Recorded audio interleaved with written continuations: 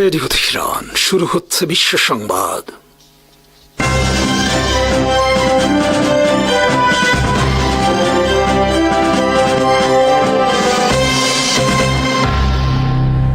শুরুতেই সংবাদ শিরোনাম। যুক্তরাষ্ট্রের বিমানবাহী রণতরীতে দ্বিতীয় দফা হামলা ইরানের। সৌদি আরবের ঘাঁটিতে ইরানের হামলায় গুরুতর আহত 10 আমেরিকান সেনা, ধ্বংস 5টি যুদ্ধ বিমান। ইরানের বিদ্যুৎ কেন্দ্র ও পানি শোধনাগারে হামলা, পাল্টা হামলা তেল আবিবে, নিহত ইসরায়েলি সেনা। হরমুজ প্রণালী নিয়ন্ত্রণে ইরানের তুরুপের দাস গাদির ক্লাস মিনি সাবমেরিন। যুদ্ধবন্ধে পাকিস্তানের ভূমিকায় হিংসায় জ্বলছে ভারত। 2 মাসে $65 বিলিয়ন মূল্যের বিদেশি অস্ত্র কেনার অনুমোদন নয়াদিল্লির। যুদ্ধ দীর্ঘস্থায়ী হলে লোহিত সাগর অচল করার হুমকি হুথি আর্মির।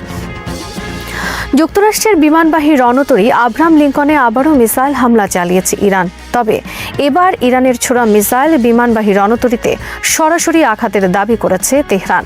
শুক্রবার ইরানের রাষ্ট্রীয় টেলিভিশনের খবর অনুসারে ইরানের মিসাইল হামলার পর বিমানবাহী রণতরী ওমান উপসাগর থেকে সরে যেতে বাধ্য হয়েছে। ইরানের দাবি অনুযায়ী কাদের নামক ক্রুজ মিসাইলের সাহায্যে দ্বিতীয় দফায় হামলা চালানো হয়েছে বিমানবাহী রণতরীতে। কাদের ইরানের তৈরি একটি মাঝারি পাল্লার অ্যান্টিশিপ ক্রুজ মিসাইল।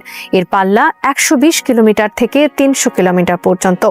200 কেজি ওজনের বোমা বহন করতে পারে কাদের মিসাইল। এক সপ্তাহ আগে ইরান আব্রাহাম লিঙ্কন বিমানবাহী রণতরী লক্ষ্য করে 101টি মিসাইল ছোড়ে।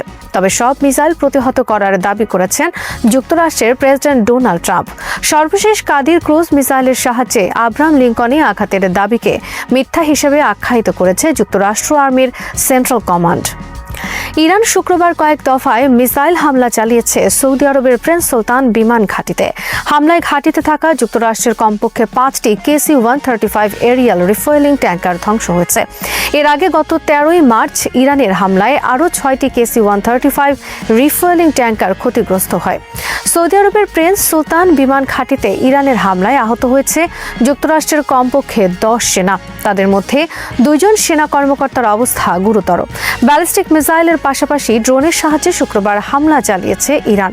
শুক্রবার তেল আবিবেও কয়েক দফায় ধ্বংসাত্মক হামলা চালিয়েছে ইরান। হামলার ভিডিও প্রকাশ করেছে আল জাজিরা সহ বিভিন্ন গণমাধ্যম।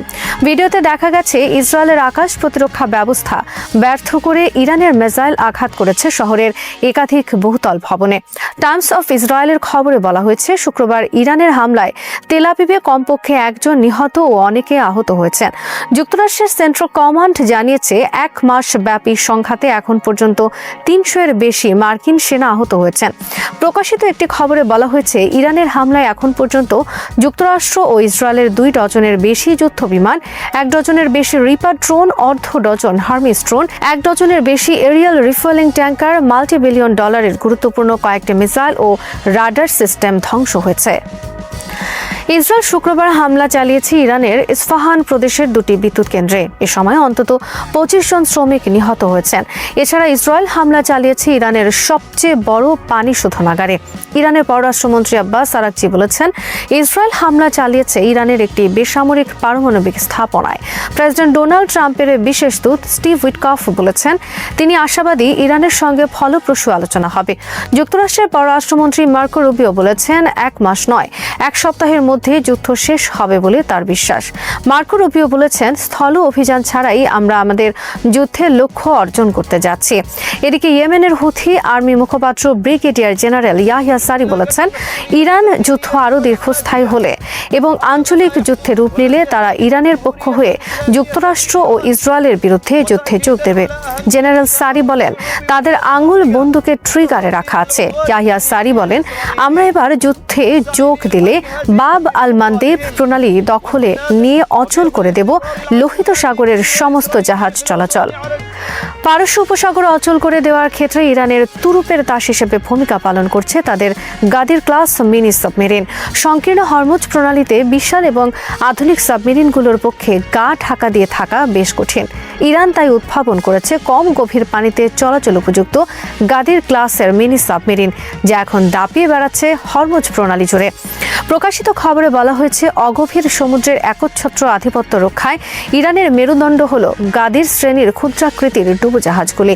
29 মিটার লম্বা এবং মাত্র 120 থেকে 150 টন ওজনের নিঃশব্দ ঘাতকগুলি সমুদ্রের তলদেশের খাঁজ বা পাথুরে ভূ প্রকৃতিকে ঢাল হিসেবে ব্যবহার করে রাডারের চোখ এড়িয়ে চলতে পারে।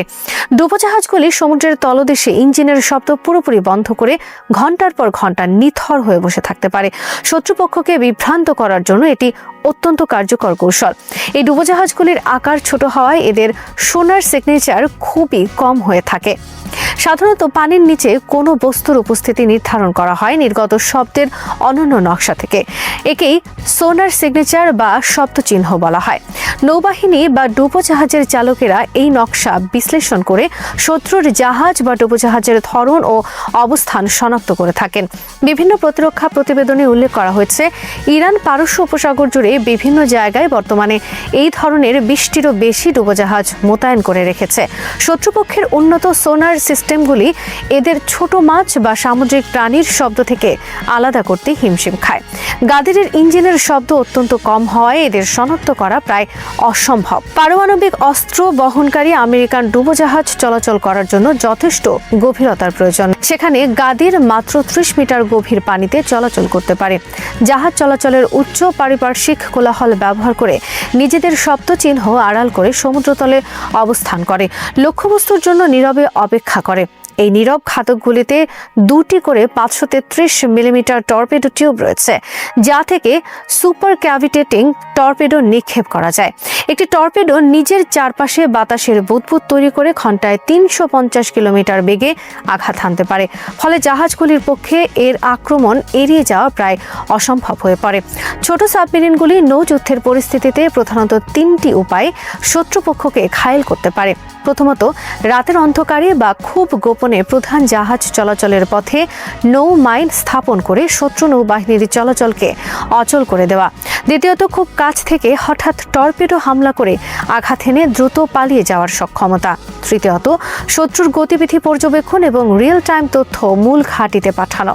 নৌযুদ্ধে একটি বড় ডুবোজাহাজ নিয়ে আক্রমণ হানার চেয়ে অনেকগুলি ছোট ডুবোজাহাজ নিয়ে একত্রে আক্রমণ করা অনেক বেশি কার্যকর। যখন অনেকগুলো ক্ষুদ্র ডুবোজাহাজ একত্রে বিভিন্ন দিক থেকে আক্রমণ করে, তখন শত্রুপক্ষের প্রতিরক্ষা ব্যবস্থা বিভ্রান্ত হয়ে পড়ে।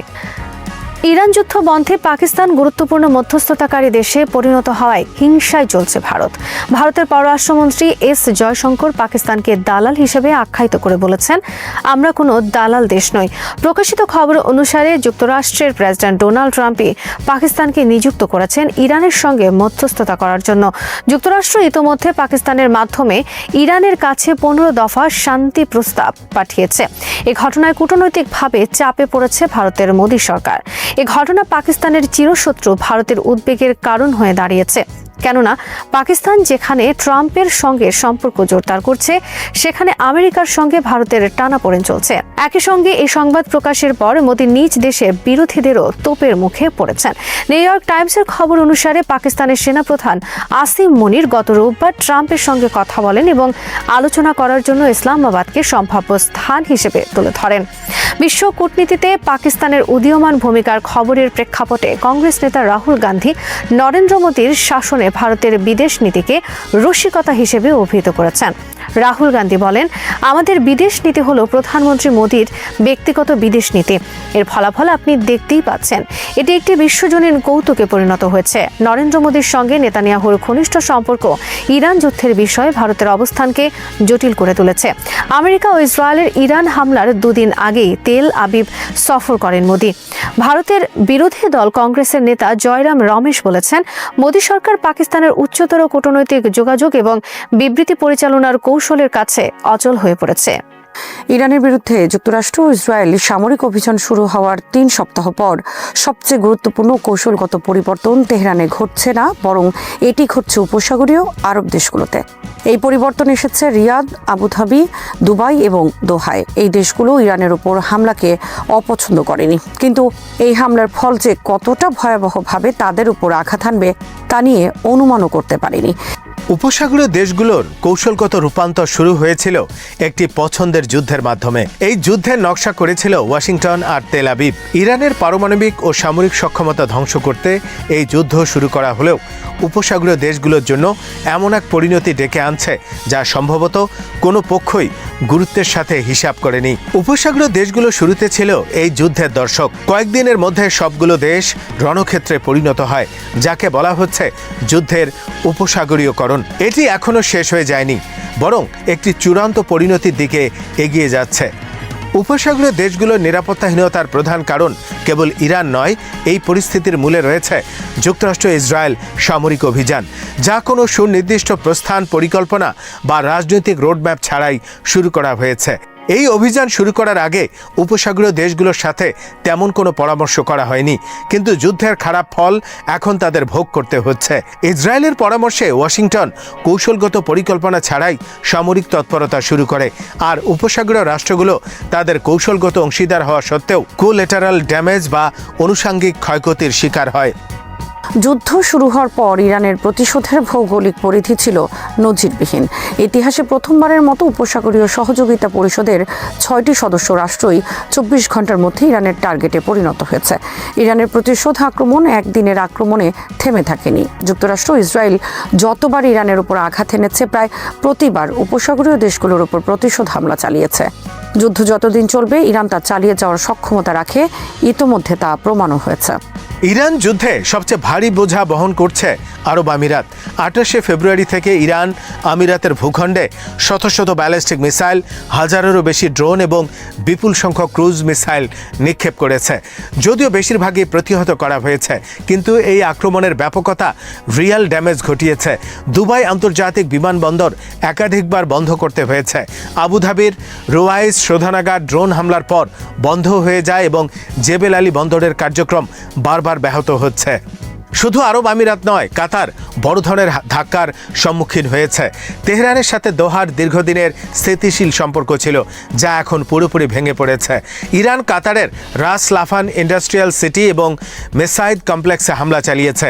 এই ইন্ডাস্ট্রিয়াল এলাকা থেকে কাতারের তরলীকৃত প্রাকৃতিক গ্যাস বা এলএনজি উৎপাদনের প্রধান কেন্দ্র।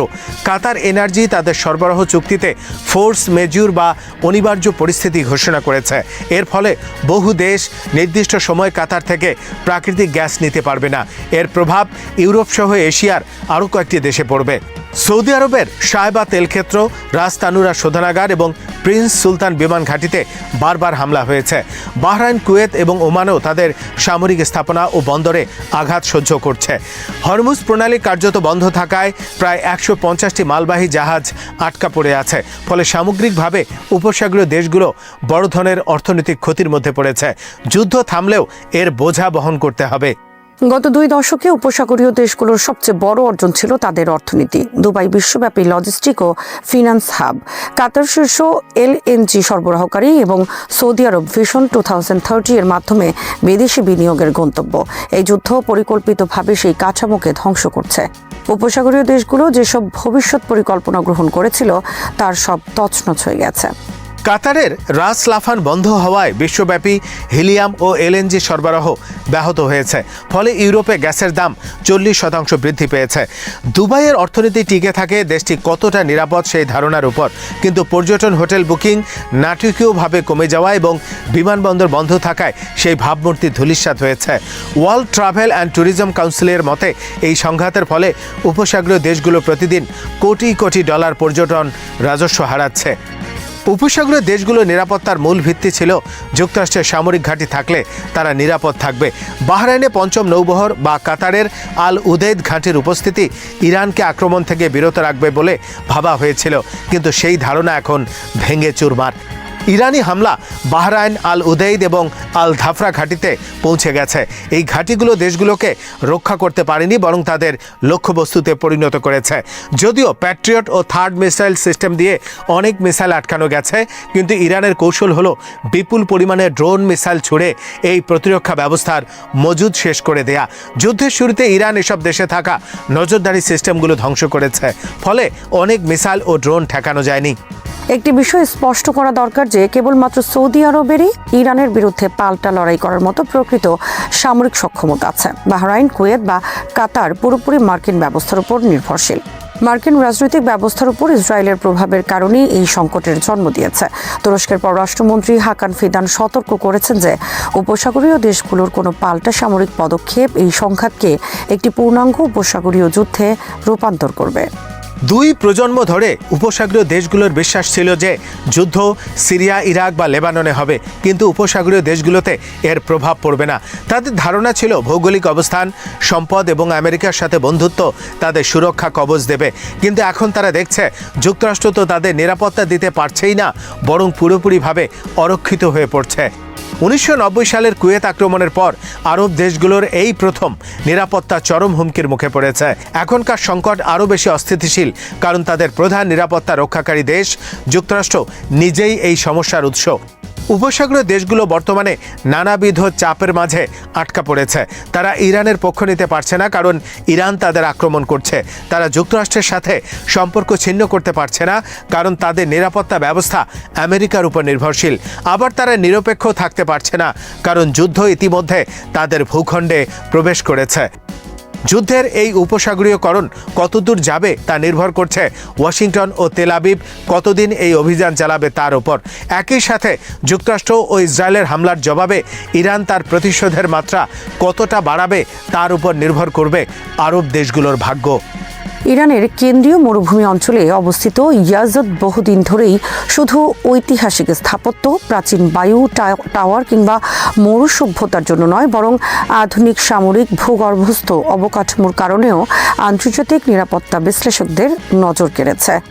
সাম্প্রতিক বছরগুলোতে বিশেষ করে উপগ্রহ চিত্র, ওপেন সোর্স ইন্টেলিজেন্স, বাণিজ্যিক স্যাটেলাইট ইমেজারি, প্রতিরক্ষা বিশেষজ্ঞদের তুলনামূলক বিশ্লেষণ এবং আঞ্চলিক সামরিক গতিবিধি থেকে যে ধারণা শক্তিশালী হয়েছে তা হল ইয়াজদের পাহাড়ি অঞ্চলে নির্মিত গভীর ভূগর্ভস্থ ক্ষেপণাস্ত্র স্থাপনাগুলোকে প্রচলিত বিমান হামলার মাধ্যমে সম্পূর্ণ ধ্বংস করা অত্যন্ত কঠিন এবং অনেক ক্ষেত্রে প্রায় অসম্ভবের কাছাকাছি। এই বাস্তবতা কেবল ইরানের প্রতিরক্ষা দর্শনের ফল নয়, এটি 4 দশক ধরে গড়ে ওঠা এক দীর্ঘমেয়াদী সামরিক স্থাপত্য, যেখানে ভূতত্ত্ব, প্রকৌশল, গোপন লজিস্টিক, বিকেন্দ্রীভূত যুদ্ধনীতি এবং প্রতিরোধমূলক সক্ষমতা একসঙ্গে যুক্ত হয়েছে। প্রথমে যে বিষয়টি সবচেয়ে গুরুত্বপূর্ণ তা হলো এই ঘাঁটির ভূতাত্ত্বিক অবস্থান। শিরকুহ পর্বত শ্রেণীর যে অংশে এই স্থাপনার অবস্থান বলে বিভিন্ন বিশ্লেষণে অনুমান করা হয়, সেখানে প্রধান শিলা হলো উচ্চ ঘনত্বের গ্রানাইট। গ্রানাইট পৃথিবীর সবচেয়ে কঠিন নির্মাণ প্রতিরোধী প্রাকৃতিক শিলাগুলোর একটি।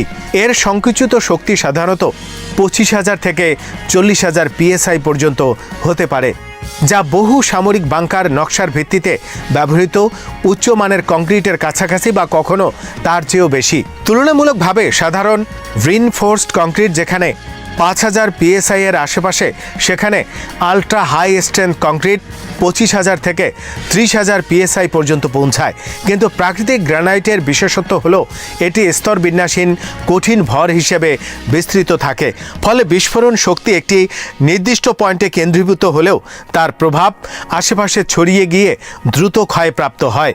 এই কারণে মার্কিন যুক্তরাষ্ট্রের সবচেয়ে শক্তিশালী গভীর অনুপ্রবেশকারী বোমা GBU-57 ম্যাসিভ অর্ডিন্যান্স পেনিট্রেটর সম্পর্কিত আলোচনা সবসময় সামনে আসে।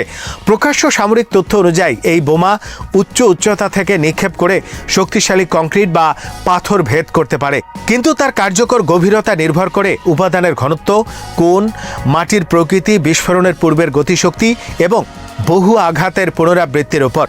বিভিন্ন প্রতিরক্ষা গবেষণা নির্দেশ করে যে খুব কঠিন শিলায় এর অনুপ্রবেশ সাধারণত কয়েক মিটার থেকে 10 মিটারের মধ্যে সীমাবদ্ধ থাকে।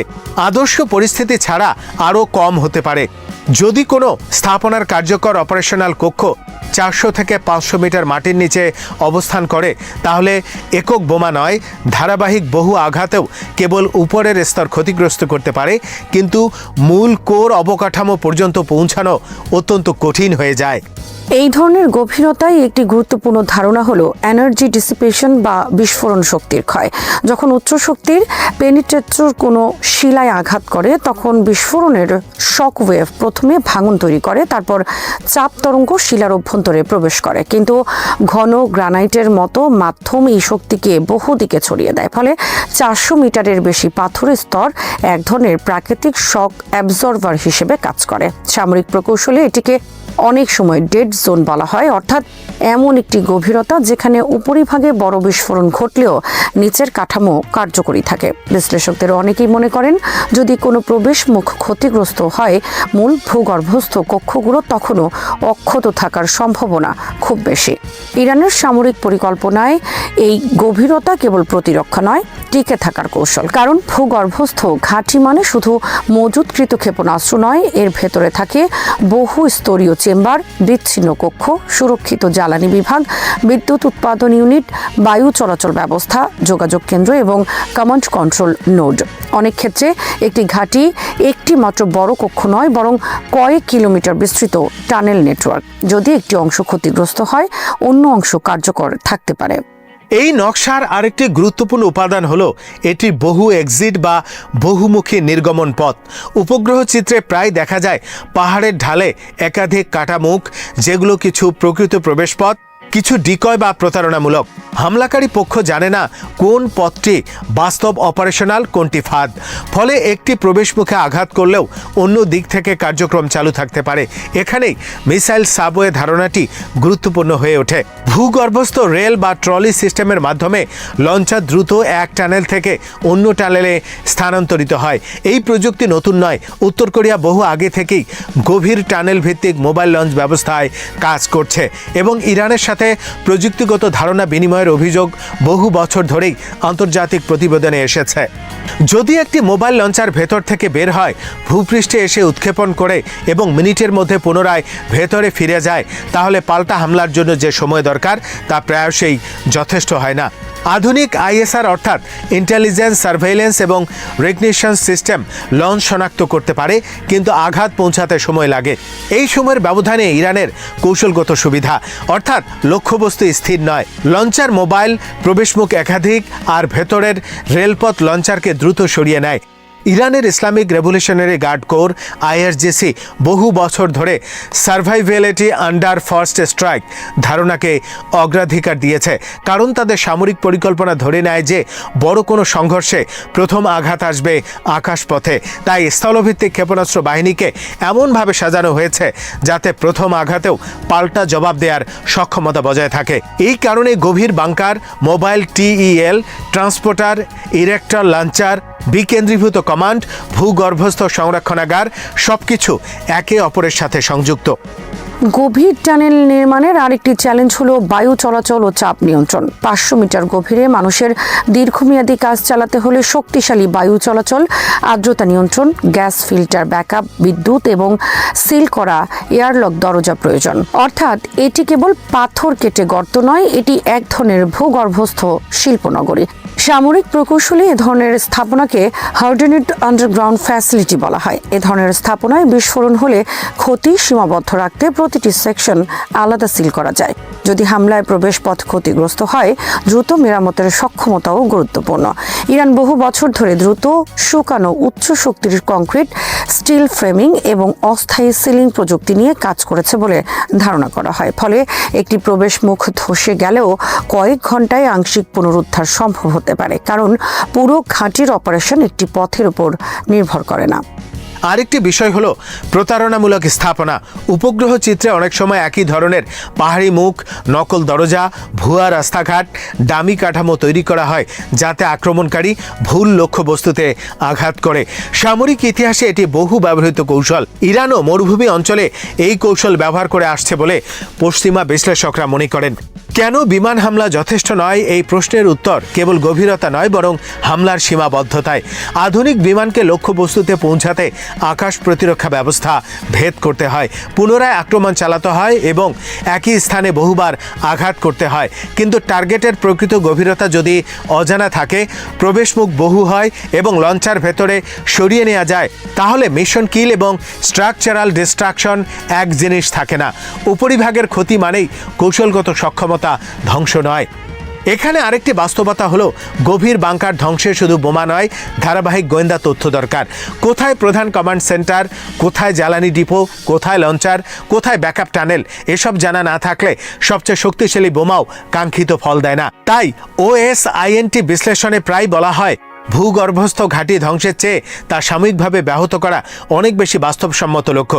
ইরানের কৌশলগত দৃষ্টিকোণ থেকে এই ধরনের ঘাঁটির উদ্দেশ্য সরাসরি যুদ্ধে জেতা নয়, বরং প্রতিপক্ষকে নিশ্চিত করে দেয়া যে প্রথম আঘাতের পরও প্রতিশোধমূলক সক্ষমতা থাকবে। এটাই ডিটারেন্স। যদি প্রতিপক্ষ জানে যে হামলার পরও কিছু ক্ষেপণাস্ত্র বেঁচে যাবে, তবে আক্রমণের রাজনৈতিক মূল্য অনেক বেড়ে যায়। ইরান গত 4 দশকে তাদের ক্ষেপণাস্ত্র কর্মসূচিকে ধীরে ধীরে এমনভাবে সাজিয়েছে যাতে বিমান ঘাঁটি ধ্বংস হলেও ভূগর্ভস্থ নেটওয়ার্ক থেকে পাল্টা জবাব দেওয়া যায়। সেই কারণেই ইয়াজদের মতো স্থাপনাগুলো সামরিকভাবে প্রতীকী। এগুলো কেবল অস্ত্রাগার নয়, বরং স্টেট সার্ভাইভার স্ট্রাকচার। যদিও কোনো ঘাঁটি একেবারে অবিনাশী নয়, দীর্ঘমেয়াদী অবরোধ, বিদ্যুৎ বিচ্ছিন্নতা, প্রবেশ মুখে পুনঃ পুনঃ আঘাত, লজিস্টিক চেইন বিচ্ছিন্নকরণ, গভীর গোয়েন্দা অনুপ্রবেশ, এসবের মাধ্যমে কার্যকারিতা কমানো সম্ভব।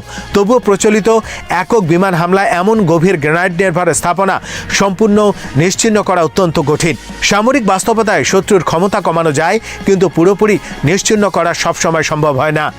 সেই কারণে ইয়াজদের ভূগর্ভস্থ ক্ষেপণাস্ত্র অবকাঠামো আজ আন্তর্জাতিক কৌশলগত আলোচনার একটি কেন্দ্রীয় উদাহরণ। কিভাবে ভূতত্ত্ব, দীর্ঘমেয়াদী প্রকৌশল, বহুমাত্রিক টানেল নেটওয়ার্ক, বহুমুখী এক্সিট, মোবাইল উৎক্ষেপণ ব্যবস্থা এবং দ্রুত পুনরুদ্ধার সক্ষমতা মিলিয়ে একটি রাষ্ট্র তার প্রতিরোধ ক্ষমতাকে এমন স্তরে নিয়ে যেতে পারে যেখানে আকাশ থেকে দেখা লক্ষ্যবস্তু আর প্রকৃত শক্তির পূর্ণ মানচিত্র নয়। এই ঘাঁটির প্রকৃত শক্তি দৃশ্যমান কংক্রিটে নয়, বরং অদৃশ্য গভীরতায়, আর সেই গভীরতাই এর মূল প্রতিরক্ষা। শ্রোতা বন্ধুরা, বিশ্ব সংবাদে এই ছিল আমাদের সর্বশেষ আয়োজন। সঙ্গে থাকার জন্য আপনাদের সবাইকে অসংখ্য ধন্যবাদ।